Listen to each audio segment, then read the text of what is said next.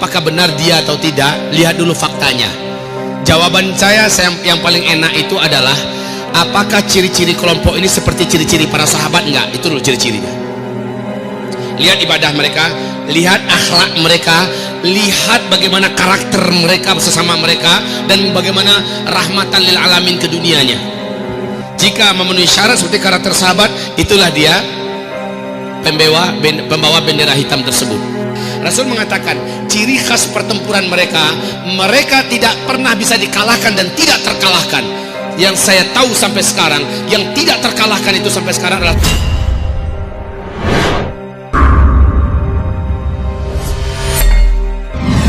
yang dimaksud dalam hadis itu. ISIS yang diumumkan di Irak pada bulan September tahun 2014 dengan ciri khas benderanya hitam, padahal bendera yang sama sudah lama diusung oleh mujahidin di seluruh dunia, khususnya Taliban Afghanistan dan juga Al-Qaeda. Para mujahidin yang akab yang ada di Yaman juga mengusung bendera-bendera hitam begitu. Lalu ISIS mengklaim dialah bendera hitam itu. Klaim seperti ini tentu saja hak masing-masing kelompok, silahkan mengklaim. Tetapi apakah benar dia atau tidak, lihat dulu faktanya. Jawaban saya yang paling enak itu adalah, apakah ciri-ciri kelompok ini seperti ciri-ciri para sahabat? Enggak, itu dulu ciri-cirinya. Lihat ibadah mereka, lihat akhlak mereka, lihat bagaimana karakter mereka sesama mereka, dan bagaimana rahmatan lil alamin ke dunianya. Jika memenuhi syarat seperti karakter sahabat, itulah dia pembawa bendera hitam tersebut. Nabi menyebutkan ciri-ciri fisik mereka, mereka kurus-kurus.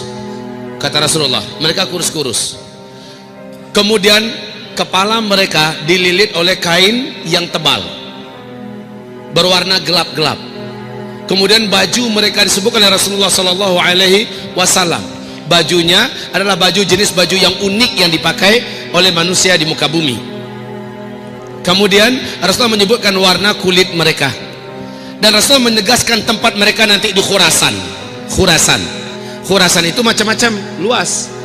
India masih termasuk Khurasan, Pakistan itu Khurasan, Afghanistan adalah Khurasan, Iran juga adalah Khurasan, Kazakhstan, Turkmenistan, dan tantan lainnya juga adalah Khurasan. Khurasan itu luas, kayak Asia Tenggara kan, luas kan. Jadi karena Khurasan itu luas, yang mana nih? Nah sekarang Irak, ISIS mengumumkan dirinya, kamilah Khurasan itu, kamilah punya bendera hitam itu. Sementara sebelumnya Afghanistan sampai sekarang masih eksis, dan Afghanistan yang sanggup menumpas beruang merah Uni Soviet sampai tumbang, betul tidak? Sekarang Afghanistan pula yang menjadikan Amerika Serikat bangkrut sebangkrut-bangkrutnya sekarang.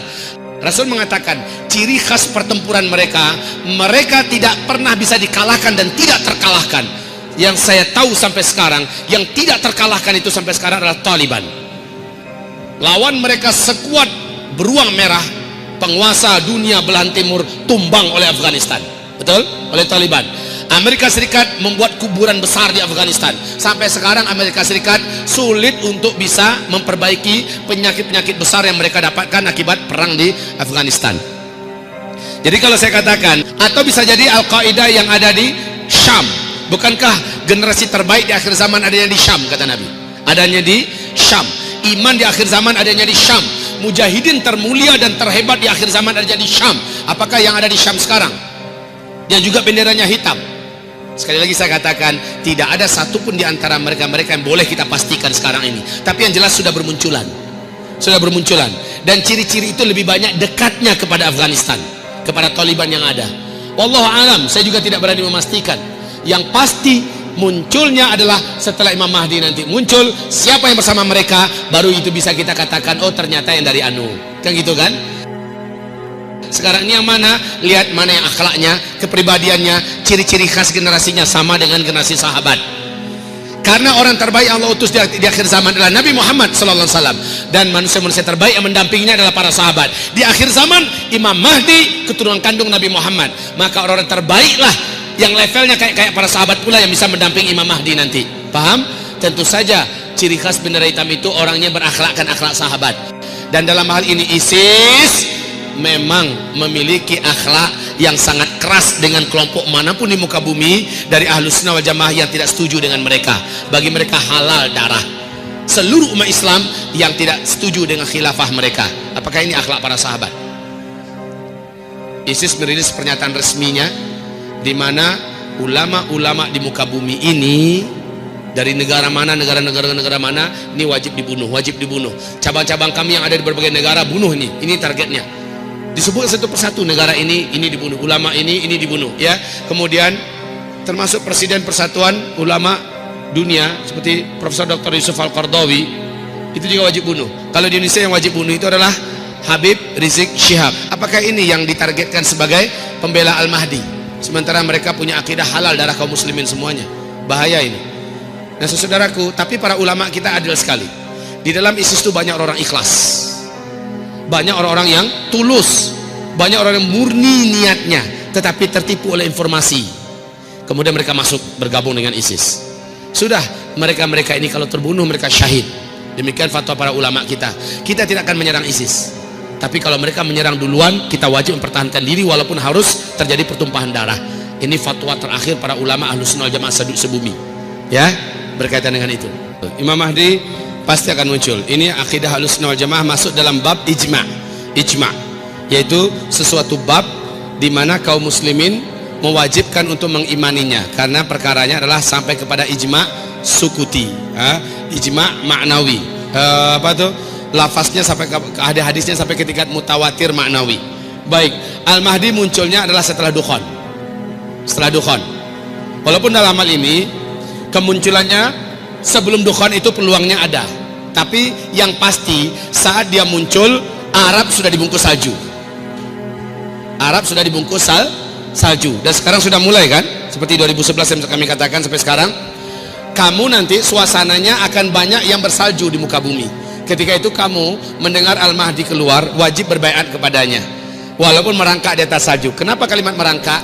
Karena itu menandakan sudah tidak ada helikopter, sudah tidak ada pesawat, sudah tidak ada kendaraan yang membuat kita bisa bebas untuk daripada ini kan salju itu kan di daratan kan. Maknanya bahwa kita akan berkuda, akan ada yang banyak berjalan kaki, walaupun hanya berjalan kaki, walaupun sampai merangkak di atas salju untuk berbaiat, menandakan wajibnya berbaiat dengan Imam Mahdi. Pertanyaannya adalah bagaimana cara kita mendapatkan kabar bahwa Imam Mahdi sudah keluar? Kan itu tadi. Cara mendapatkan kabar bahwa Al-Mahdi itu sudah hadir, yang pertama, makanya kemungkinan beliau akan muncul sebelum Dukhan itu ada. Tetapi peluang dia muncul setelah Dukhan lebih besar. Kita mengetahuinya adalah pertama, Dukhan hanya terjadi setelah hantaman meteor, ya kan? Sekarang meteor, maka terjadi Dukhan. Dukhan itu kaum muslimin 40 hari 40 malam. Setelah Dukhan, orang memasuki bulan Zulqa'dah karena hantaman meteor dalam hadis daif bulan Ramadan. Berarti Syawal lewat itu. Bulan Zulqa'dah sudah mulai ditemukan keributan dalam keluarga kerajaan Arab Saudi. Ribut, memperebutkan kekuasaan, memang kacau dan sebagainya. Kemudian bulan Zulhijjah, jamaah haji yang sudah terlanjur datang ke sana, tidak mungkin lagi pulang. Mereka melaksanakan ibadah haji, mereka dibantai di Mina. Yang membantai siapa? Syiah yang membantai umat Islam nanti yang ada di haji, yang sedang melaksanakan ibadah haji di Mina. Nah, urutannya begitu.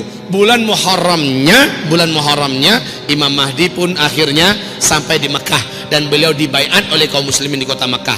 Jadi menandakan yang terbesar tandanya mana? Hantaman meteor. Itu yang terbesar, Pak. Hantaman meteor. Dukhan 40 hari 40 malam. Setelah Dukhan, kekacauan terjadi di Arab Saudi di bulan Zulqa'dah. Bulan Zulhijjah jamaah haji pasti dibantai di Mina. Bulan Muharramnya Imam Mahdi dibaiat di depan Ka'bah. Dari itu saja kita sudah tahu. Jadi pengetahuan kita adalah lewat kejadian besar yang sifatnya global, yaitu hantaman meteor, Dukhan. Jelas? Baik.